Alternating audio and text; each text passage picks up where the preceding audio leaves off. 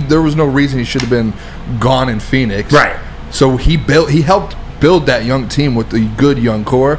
It feels like it's like a mirror situation going on. Is the culture different? Does it feel like that culture has changed a little bit? It does. And honestly, I think you can see it in how some of these young players are playing as well.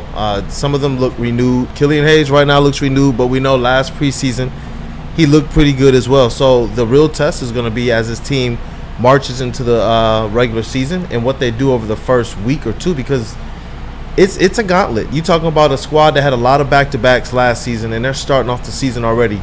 Like their home opener is the night after another game. Jeez. So they're going to be traveling from Charlotte after playing them Friday night, and then they get Chicago Bulls at home. Yeah. But they start off tomorrow night with Miami, and I actually think that they have some parts of a recipe to hang with them. That's awesome. I do. What are you looking to see out of this team in the early stretch, whether it's the first 2 weeks or I was thinking maybe up until the trade deadline, and I'm not teasing anything about the trade deadline, but what do you need to see them out of the gate? Or what do you expect to see Monty Williams try to put them, what type of positions does he want to put them in out of the gate? It's kind of twofold, because Troy Weaver, when Asar Thompson was drafted, before he said, look, we want to swing big and there's a home run hit pick there.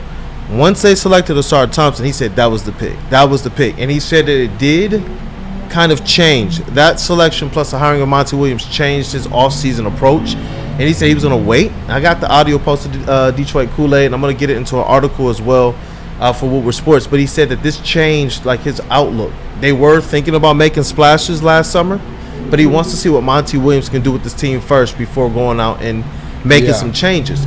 But with that said, Monty Williams' philosophy is break down all the egos. We talked about it a little bit before we went on screen. With the Phoenix Suns, he does this kind of 0.5 second offense. Get into your offense within 0.5 or less. You either make the decision to pass, shoot, or dribble. And I've kind of seen them try to attack that in the preseason so far. And I think Killian Hayes has been a big benefactor of that. So I expect them to play fast. I expect them to get into their sets. I expect them to play more to their strengths. Less of the two bigs systems, less of the kind of ISO and kind of just dribbling the ball. I expect them to kind of be swinging the rock and trying to utilize their athletic players. That